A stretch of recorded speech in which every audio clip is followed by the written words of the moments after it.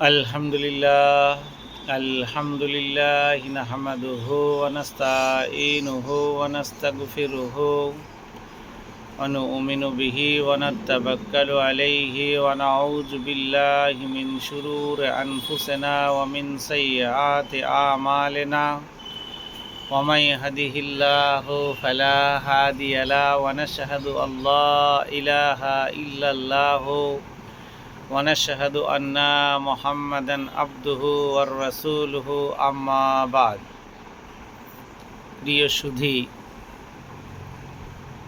আপনার সামনে যে কথাটা নিয়ে আসছি এমনই একটা আল্লাহ তাবারক ওয়া তাআলার প্রেরিত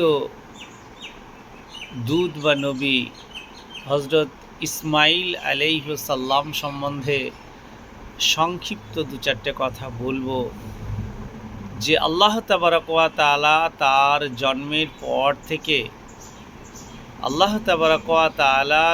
জন্মের পর থেকে বিভিন্ন পরীক্ষা নিরীক্ষার মাধ্যমে যাকে আল্লাহ তাবারক ওয়া তাআলা বড় করলেন এবং তার মা ছিলেন একজন বাদশাহী ঘরের মহিলা, তিনি এসে কিভাবে হযরত ইব্রাহিম আলাইহিস সালামের সঙ্গে বিবাহ সূত্রে আবদ্ধ হয়ে প্রিয় নবী হযরত ইব্রাহিম আলাইহিস সালাম ৮৬ বছর বয়সে পিতা হলেন কার? হযরত ইসমাঈল আলাইহিস সালামের।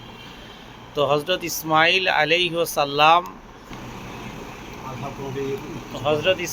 আলাইহিস সালাম যখন ভূমিষ্ঠ হলেন, আল্লাহ তাবারক ওয়া তাআলার থেকে নির্দেশ এলো, হে ইব্রাহিম, তুমি হযরত ইসমাঈল আলাইহিস সালামকে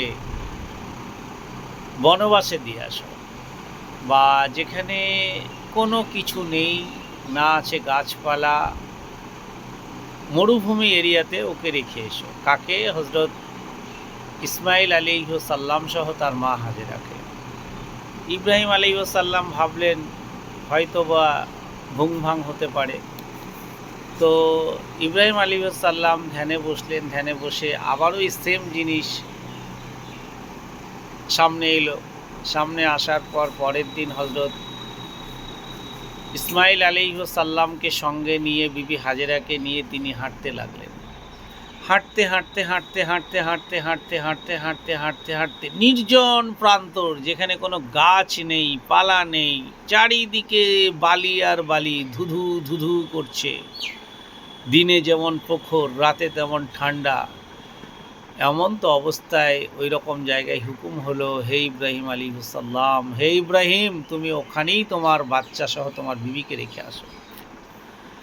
হযরত ইব্রাহিম আলাইহিস সালাম রেখে বুকের পাঁজর যেন ভেঙে পড়েছে, ভেঙে যাচ্ছে। তিনি তিনার সহধর্মিণী সহ কলিজার টুকরা হযরত ইসমাঈল আলাইহিস সালামকে রেখে যখন চলে যাচ্ছেন, অনেকটা দূর চলে গেছেন, তখন হাজেরা বলছে, হে ইব্রাহিম, তুমি কি আমাকে তোমার ইচ্ছায় রেখে যাচ্ছ, না আল্লাহ তাবারক ওয়া তাআলার ইচ্ছায় রেখে যাচ্ছ? ইব্রাহিম আলাইহিস সালাম পিছন ঘুরে তাকিয়ে ছোট্ট করে ঘাড় নাড়িয়ে বললেন, আল্লাহ তাবারক ওয়া তাআলার নির্দেশে রেখে যাচ্ছি। হযরত হাজেরা বললেন, আল্লাহ তাবারক ওয়া তাআলার নির্দেশে যেহেতু রেখে যাচ্ছেন, তাহলে আমার আর কোনো চিন্তা নেই, আপনি আসতে পারেন। হযরত ইব্রাহিম আলাইহিস সালাম চলে এলেন। একদিন গেল, দুদিন গেল, 3 দিন গেল, 4 দিন গেল, 5 দিন গেল, 6 দিন গেল, 7 দিন গেল। যেটুকু জল বা পানি, যেটুকু রুটি বা শুকনো খাবার ছিল সেটুকু শেষ হয়ে গেল। এবার নিষ্পাপ বাচ্চা হযরত ইসমাঈল আলাইহিস সালাম জলের পিপাসাতে কাতর হয়ে উঠল। যখন জল পাচ্ছে না, পানি পাচ্ছে না, তখন তিনি ভাবতে লাগলো, তো কী অবস্থা হবে, আর কোথায় কি করব। এরকম একটা ভাবনা নিয়ে তিনি যখন ওইখানে একটা পাহাড় আছে, দুটো পাহাড় আছে, একটা সাফা আর একটা মারোয়া, তিনি যখন মিডল প্রান্তর থেকে সাফা পাহাড়ের দিকে তাকাচ্ছেন, তখন মনে হচ্ছে যেন পানিতে টলমল টলমল করছে। তিনি ছুটলেন সাফার দিকে। সাফা থেকে আবার মারোয়ার দিকে যখন তাকালেন তখন মনে হচ্ছে মারোয়াতে পানিতে টলমল টলমল করছে। আবার তিনি ছুটলেন সাফা থেকে মারোয়া। এই হবে এক নয় 7 বার তিনি যাতায়াত করেছেন। 7 বার যাতায়াত করার পরে যখন তিনি ক্লান্ত, কোথায় কাপড়, কোথায় শায়া, কোথায় ব্লাউজ, কোথায় অমক, টোটালটা উড়ে চলে গেছে। তিনি একমাত্র বাচ্চা হজরত ইসমাইল আলাইহিসসালামকে কি করে পিপাসা নিবারণ করা যায় এবং তাকে কি করে বাঁচানো যায়, এই উদ্দেশ্য নিয়ে মা ছুটাছুটি করছে।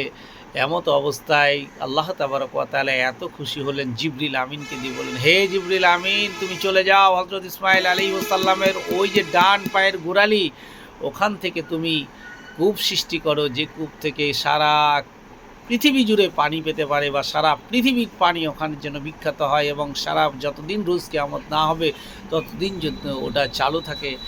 চলে এলেন হজরত জিবরিল আমিন এবং চালু হলো এই যে আবে জামজামের পানি, সেই পানি নিয়ে আজকে সারা পৃথিবীর হাজিরা গ্রহণ করছে।